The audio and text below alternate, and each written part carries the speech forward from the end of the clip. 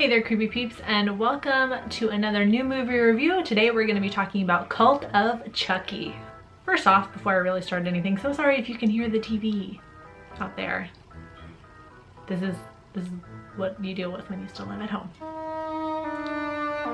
Cult of Chucky follows Chucky, who returns to terrorize Nika, who has been admitted to a mental hospital. So let's get right into what I liked about Chucky. I really enjoyed watching this. I had such a fun time watching this. I was a bit apprehensive, as I think, you know, everybody is when a new installment of a franchise comes out. Sorry about my phone. Like anytime you get like a remake or a new installment to a series or something like that, there is that like underlying nervousness, like what if it's shit? What if it just ruins the whole series? So of course I was a little bit nervous when I started to watch it, but I just ended up having the greatest time watching this ever.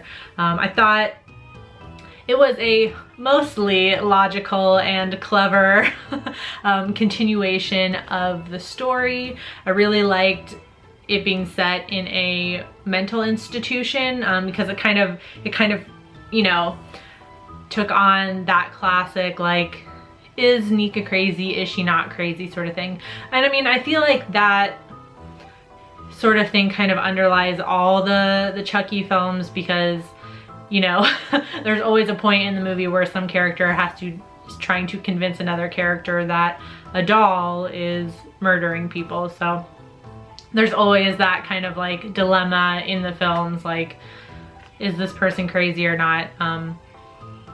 So of course, Nika being in a mental institution and getting psychiatric help for what happened to her previously with Chucky, and then having Chucky come back really puts like a strain on Nika's mental health, as well as obviously everybody around her, because of course Chucky just can't kill her right away. He's gonna kill everyone around her first. I really liked it. I think it was a great installment to the series. I think it had everything that makes me love the first one so much. It's silly and humorous in the right places, and it's like ridiculous and gory and violent in all the right places. Another thing I really loved about this movie was the really, like, sorry about my phone, the really like monochrome and just like sterile looking setting that the bulk of this movie takes place in. Which is the hospital that Nika is at. Everything is like white and clean, and it's very like, you know, there's no clutter or anything anywhere. And then even outside, it's snowing often, so you know, it's not only is it like just feels like very cold and too clean and colorless inside, it's cold and colorless outside as well. So everything kind of like just looks lifeless. So does Nika. You can really see the strain on her mentally and physically, because she like, especially in the opening of the movie, she really does look lifeless. Clothes all the patients are wearing as well are also kind of like just gray and white and, you know, all very colorless looking. And oddly enough, it really makes Chucky stand out when Nika's doctor, as a part of her therapy, buys a good guy doll to kind of like help the patients out or whatever. So like all the white and like monochrome setting really makes him stand out, I think, because his outfit is so colorful, and of course his hair and things like that. And of course when, you know, things start to get bloody, the blood tends to stand out a bit more. I found I really enjoyed that watching this movie. I think Don Mancini did a really good job of making you care about a lot of the extra characters, or, you know, the fuel to the fire, so to speak. The like all those little extra characters that just, you know, jack up the body count. he does a really good job of making you care about a lot of them. Like, for example, one of the like nurses, I guess he is, or like one of the assistants or whatever, Carlos, like just in a short dialogue with Nika, you understand about him. He's kind of like endearing a little bit, so you know, when his life is in jeopardy, you care.